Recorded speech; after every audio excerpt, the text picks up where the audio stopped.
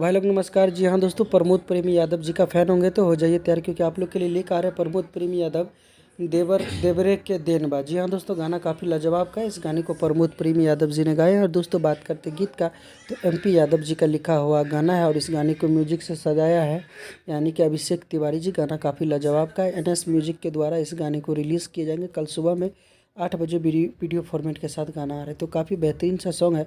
तो आप लोग इस गाने को ज़्यादा से ज़्यादा प्यार दीजिएगा, सपोर्ट दीजिएगा। ऐसे ही अपडेट आप लोग को मिलता रहेगा हमारे यूट्यूब चैनल के माध्यम से। इस चैनल पर दोस्तों प्रमोद प्रेमी यादव और खेसारी लाल यादव जी के जुड़े हर अपडेट सबसे पहले देखने को मिलता है। तो बस कल गाना आ रहा है तो अपना प्यार और सपोर्ट जरूर दिखाइएगा, और एक से बढ़कर एक गाना भी लेके आएंगे इस चैनल पर। और दोस्तों बताना चाहूँगा कि प्रमोद प्रेमी यादव जी अभी एक से बढ़कर एक गाना लेकर आ रहा है, और नया साल में परिणाम बा, ये भी गाना बहुत जल्दी देखने को मिल जाएगा।